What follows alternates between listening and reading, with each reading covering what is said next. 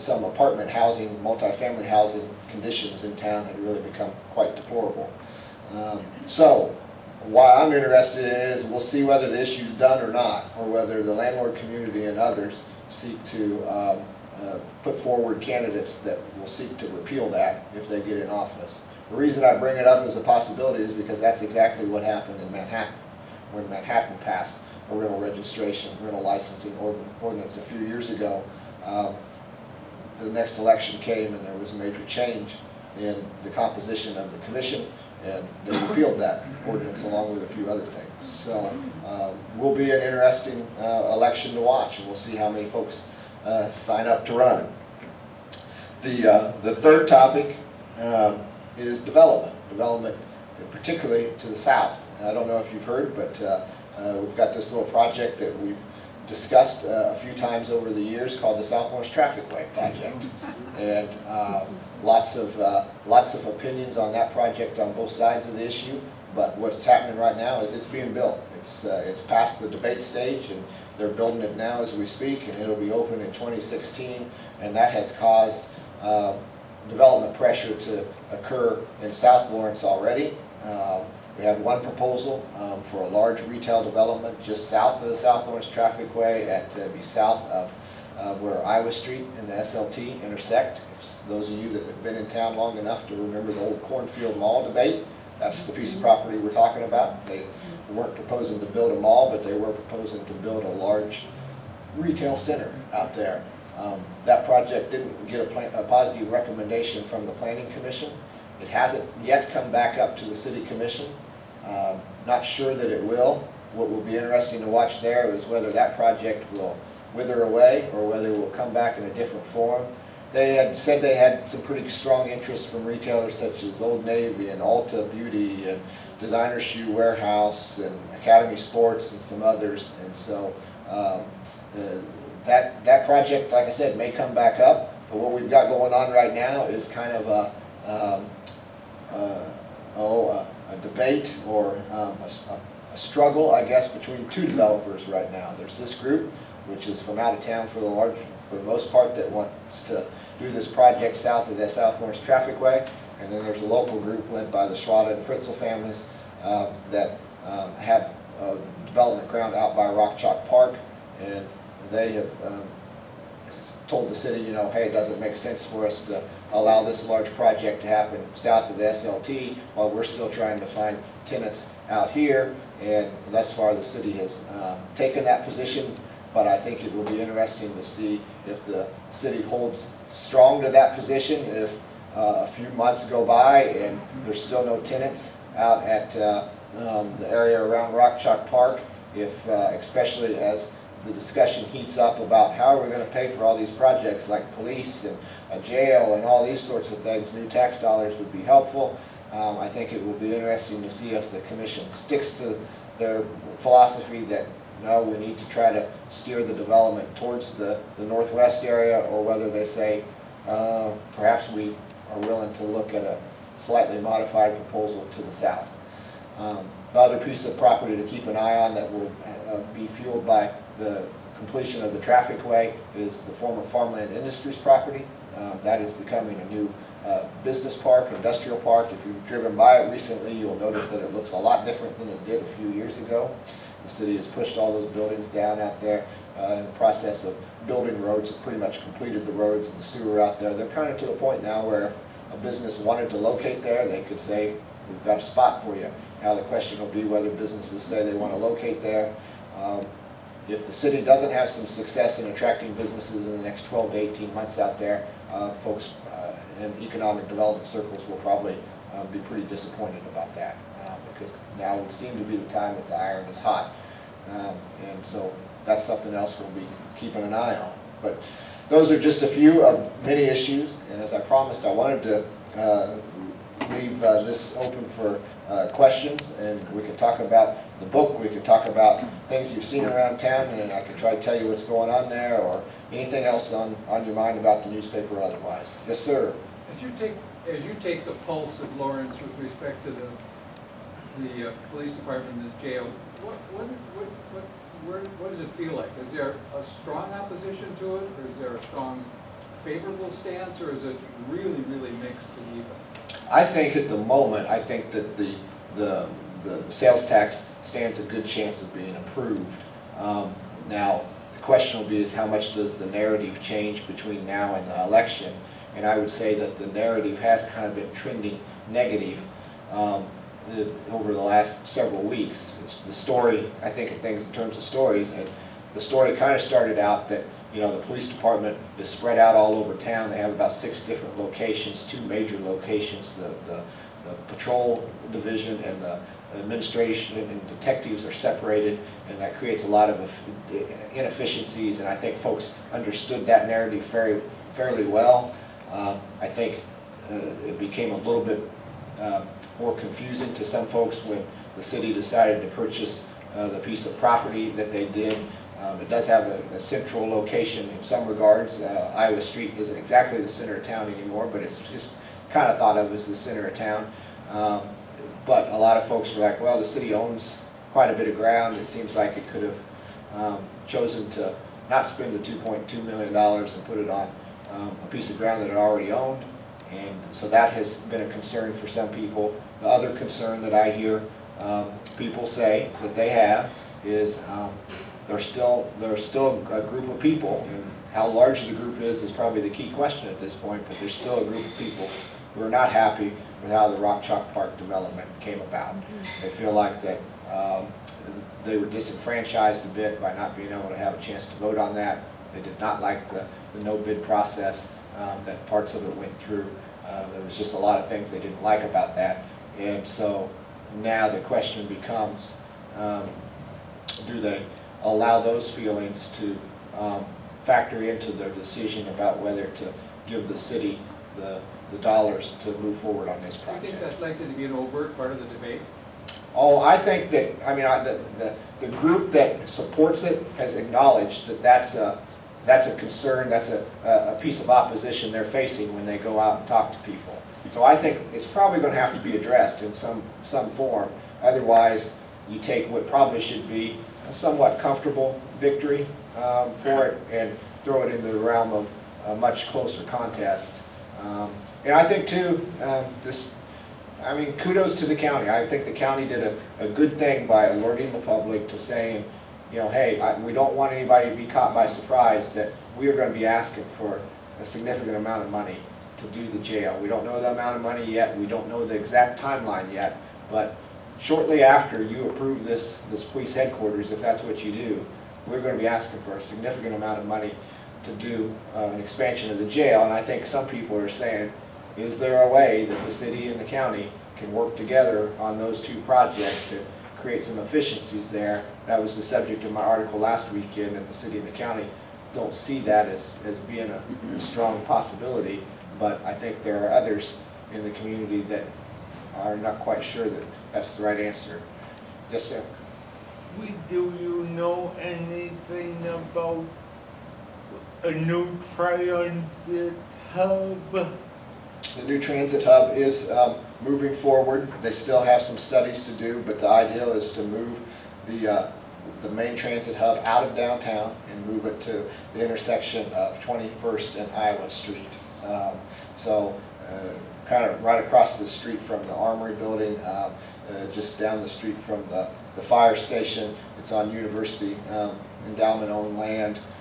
There would be a small building there with and a large area for buses to come and pull in and circulate and turn around. And the city commission, I believe, supports that site, wants to do that site. So now the question is just what types of things do we need to add or change on 21st Street to ensure that it does not become a major thoroughfare for other traffic, because they will have to put a traffic signal in at 21st and Iowa to make it work. And so neighbors there have been concerned that that traffic signal will cause a lot of folks to turn off of Iowa, go on to 21st, and avoid 23rd Street that way. The city doesn't want that to happen. They've talked about everything from one-way streets to the one that I think they're looking at the hardest right now is kind of designating that as a special bicycle corridor and really kind of changing the configuration of the lanes there. That makes it much more friendly for bicycle traffic and would make it less friendly for traditional motorist, which may cut back on the amount of cut-through traffic. But I'd expect to see a report on that here in the next few weeks, and I think they'll get started on that sooner rather than later. And the big thing with that is if you take the T, it'll be completely new routes. You will have to learn the system again, because not every bus will be coming to downtown, and so that changes the routes. Yes, TJ. Okay. In all fairness, back to the police facility, you mentioned the grassroots organization of people, friends of the Lawrence Police, who are in favor of the new facility. In all fairness, there is another group, Lawrenceans Opposed to the new facility, which is a grassroots organization also. Who's in charge of that now? Because I mean, this is new to me, so they haven't reached out to me They yet. have a great website. Okay. They've got like 500 people, or Facebook page.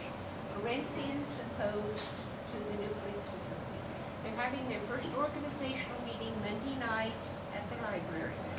The Voter Education Coalition is having a pro-con forum on the evening of October 13th in the library auditorium.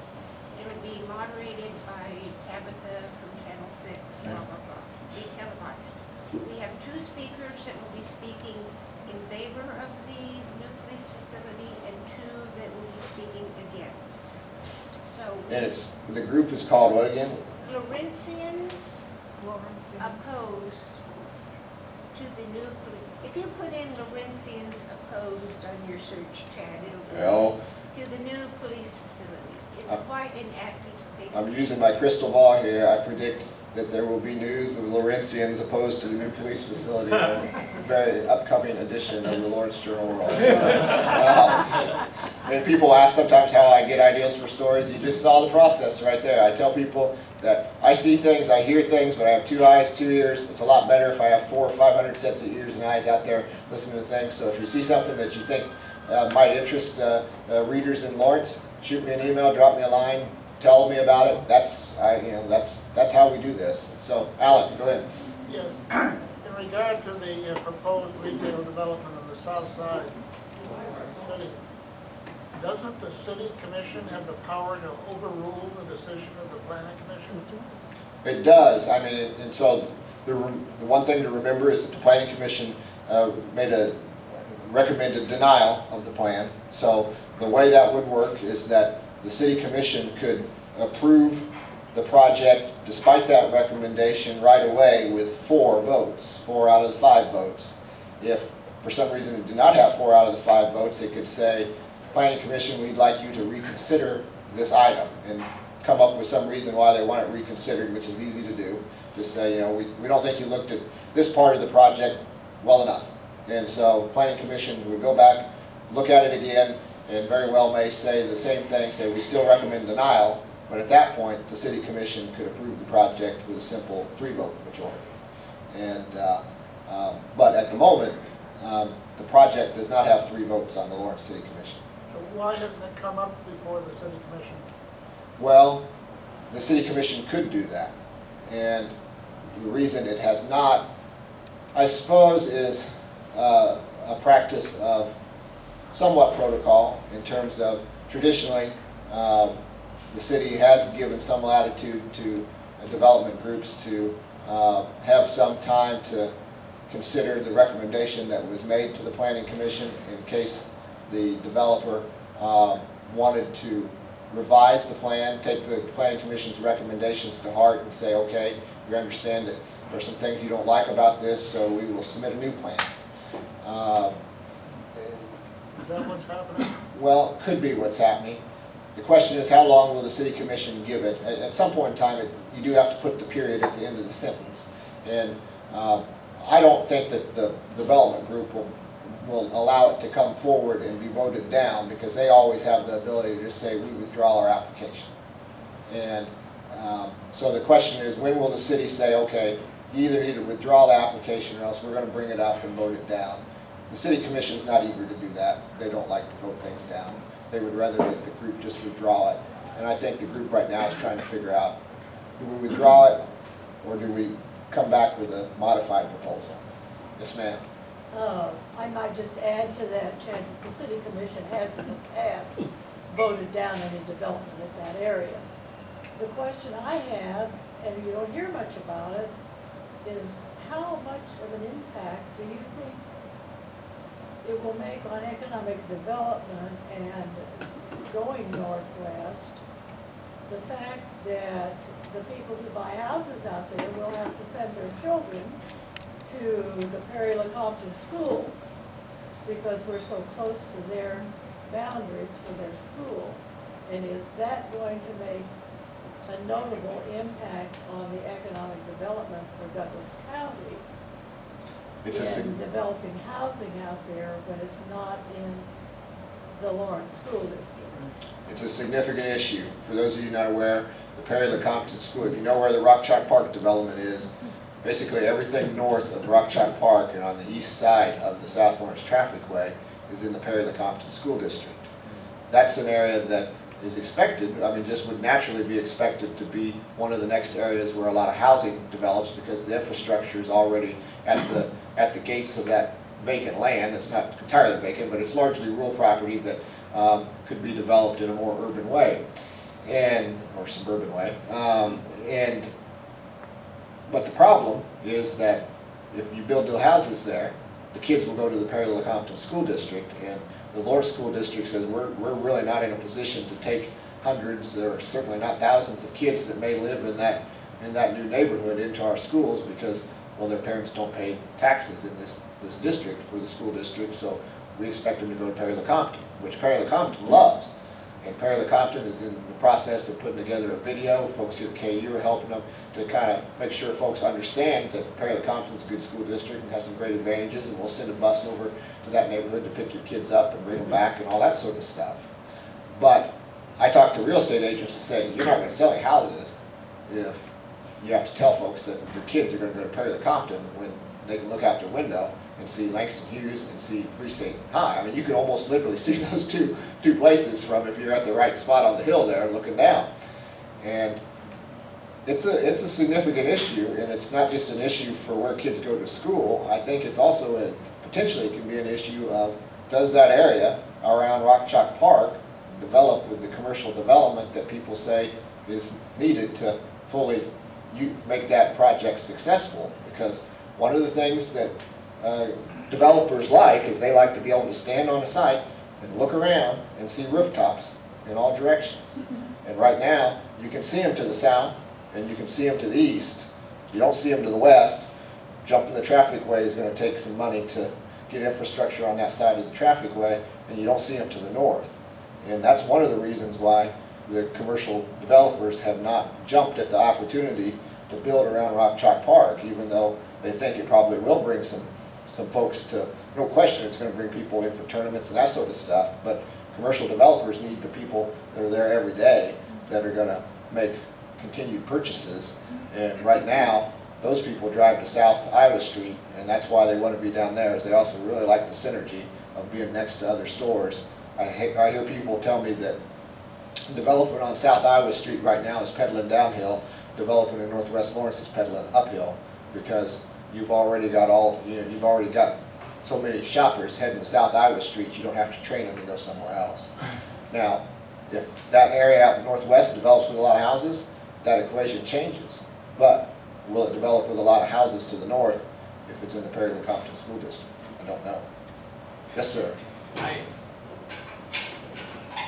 read and study, and I appreciate so much of what you tell me about Lawrence. And it seems to me like there's a tension in this city between pro-growth and no growth. And I wonder if you feel that tension, but I think from my studies that I know that the city needs to be wise about growth. We need to grow. You cannot keep, you're either going to grow or you're going to go backwards. So you need a certain amount of growth. But it feels to me like the city is trying to, well, I see this in a lot of the groups in the city. There's a manic side, and they just start force feeding the thing. and we're trying to get development out of our own tax base that is limited at this point. And so we're heading to a cliff somehow, and we're just not gonna be able to mount beyond it unless we get significant increase in the tax base. Am I dumb or? Well, I wouldn't say that at all, that you're dumb at all. I try to avoid the terms and labels of growth, pro-growth and no growth. They've become pretty politically charged in the community. I think that there is, though, a philosophical difference in the community as it relates to when we're talking about development.